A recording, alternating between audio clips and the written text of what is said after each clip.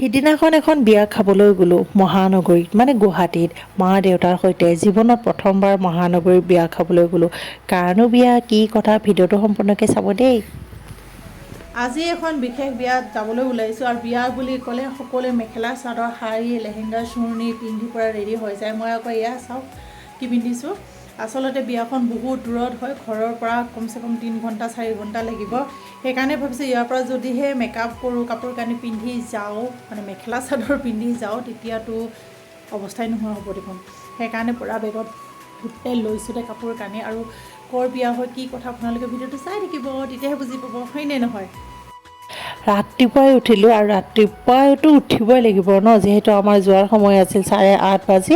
আৰু কিবা এটা মানে আমাৰ কাৰেণ্টটো বেয়া হৈ আছিলে দেউতাই বোলে সেইটো ঠিক কৰোঁতে দেৰি হৈ গ'ল আৰু আমি ওলালোঁ ঘৰৰ পৰা 9:45। ইফালে আকৌ আমাৰ মায়ে এসোপামান বস্তু লৈছে, যিহেতু আমাৰ নাগিন গুৱাহাটীত থাকে আৰু নাগিনক দিবৰ কাৰণে। ইফালে আকৌ মই সৰু পোৱালীৰ নিচিনাকৈ মা দেউতাৰ মাজত বহি লৈছোঁ আৰু মোৰ পোৱালীকেইটা আগফালে বহি লৈছে, দেখিছেনে।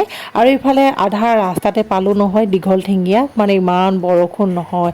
অৱশ্যে বৰষুণৰ বতৰত দীঘলীয়া যাত্ৰা কৰি ভাল লাগে। মায়ে মানে বহুত চিন্তা কৰি আছিলে ৰ'দ দিলে বহুত কষ্ট পাম বুলি, কিন্তু বৰষুণ দিয়াৰ কাৰণে আমাৰ ভালেই লাগিল। আৰু বৰষুণৰ বতৰত এইদৰে কিমান যে মজা লাগে। আৰু মা দেউতাৰ লগত যাবলৈ পালেতো সেইটো কথা একদম বেলেগ হৈ পৰে, হয়নে নহয়। আৰু ইমান বছৰৰ মূৰত মানে বহুত বছৰৰ মূৰত মা দেউতাৰ সৈতে এইদৰে মই মানে যাবলৈ পাইছোঁ। আৰু বৰষুণৰ বতৰত যদি চাহ পানী নাখাওঁ কেনেকৈ হ'ব ন। তাতে গুৱাহাটী ইমান দূৰ বুলি নকওঁ দেই, আমাৰ ঘৰৰ পৰা বৰ বিশেষ দূৰ নহয়, নিজৰ গাড়ী থাকিলে 2.5 ঘণ্টাতে পায়গৈ। তথাপিতো মাজত যদি ৰখি পেলাই একাপ যদি চাহ নাখাওঁ কেনেকৈ হ'ব। আৰু বৰষুণৰ বতৰ, হয়নে নহয়। চাহ পানী খালোঁ, পিছত আকৌ গাড়ীৰ ভিতৰত থকা ছিটকেইটাত আমি বহি ল'লোঁ। এইবাৰ মাক মাজত বহুৱালোঁ দেই।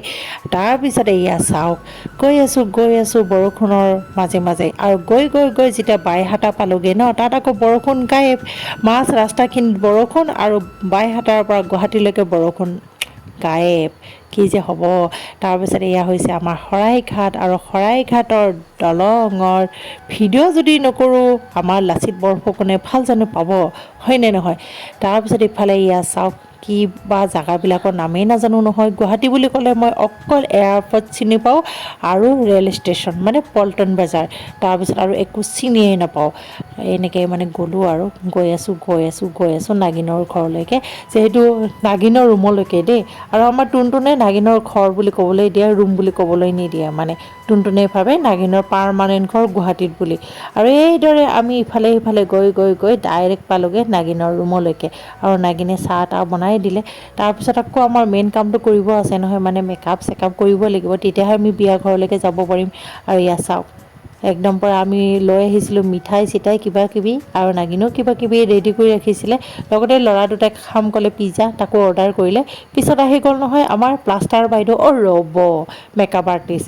তাই মানে পূৰা নাগিনৰ মেকআপ চেকআপ কৰি দিলে। পিছত আকৌ মই অকণমান নিজে মেকআপ কৰি লৈছিলোঁ, আৰু যিহে গৰম লাগিল নহয় মেকআপখিনি গোটেই বেয়া হৈ থাকিলে। পিছত আকৌ মানে চাফা তাফা কৰিলোঁ। তাৰপিছত আৰু বাইদেউগৰাকীয়ে মোক একদম লাইট মেকআপ এটা দিলে বাৰু। আৰু মেকআপ চেকআপ কৰি মানে কাপোৰ কানি পিন্ধি ৰেডি হ'লোঁ দেই। সঁচাকৈ আজি যদি ঘৰৰ পৰা ৰেডি হৈ আহিলোঁ হয় নহয়, বৰুণ দেৱতাই আমাক গোটেই মেকআপ চেকআপ ধুৱাই দিলে হয়, ভালেই হ'ল। আমি মানে ঘৰৰ পৰা একদম কাপোৰ কানি পিন্ধি মানে মেখেলা চাদৰ পিন্ধি ৰেডি হৈ নাহিলোঁ। তাৰপিছত মেকআপ হৈ গ'ল দেই। আমাৰ লুকবিলাক চাব কেনে লাগিছে। নাগিনক কিন্তু সঁচাই নাগিশ্বৰীৰ নিচিনাই লাগিছে। আৰু মোৰ ঘৰলৈ কেনেকুৱা লাগিছে আপোনালোকে কমেণ্ট কৰিবলৈ নাপাহৰিব। তাৰপিছত আবেলি সময়ত আমি ওলালোঁ বিয়াৰ ঘৰলৈকে দেই। আৰু যিহেতু গুৱাহাটীত প্ৰথম বিয়া খাবলৈ লৈছোঁ, মিছা ক'লে কিডাল হ'ব, ইমান ডাঙৰ হ'লোহি গুৱাহাটীত এটা পাৰ্টিও খাই পোৱা নাই। বিয়াটো দূৰৰ কথা, সৰু সুৰা মানে জন্মদিনৰ পাৰ্টিবিলাকো খাই পোৱা নাই। অৱশ্যে গুৱাহাটীত মই সেনেকৈ থকাই নাই বাৰু। আৰু এনেকৈ গৈ মানে বিয়াৰ ঘৰত উপস্থিত হ'লোঁগৈ দেই। গুৱাহাটী জানো ঘৰত বিয়া হয়, মানে কি কয় সেয়া বিবাহ ভৱনত উপস্থিত হ'লোঁগৈ। ইফালে নাগিনে ৰৈ আছে দেই, যাৰ বিয়া তেওঁলোকক ৰৈ আছে, মানে আমি যিহেতু আলহী, হয়নে নহয়। আৰু নাগিনৰ বান্ধৱীৰ বিয়া আছিলে। তাৰপিছত এয়া আমি মানে এনেকৈ বহিলোঁগৈ আৰু বিবাহ ভৱনত বিয়া প্ৰথমবাৰ চালোঁ, লগতে মহানগৰীত বিয়া প্ৰথমবাৰ চালোঁ। আৰু এয়া মানে আৰু কি ক'ব, আৰু লাজো লাগিছে, মানুহ মানে তেনেকৈ অহা নাছিলে প্ৰথমতে, যিহেতু আমিয়ে প্ৰথম আলহী বুলি ক'লেও ভুল নহ'ব। আৰু তাৰপিছত আৰু ভাত পানী খালোঁ, আৰু খাই বৈ আৰু শেষত প্ৰেজেণ্ট চেজেণ্টটো দিবই লাগিব, হয়নে নহয়।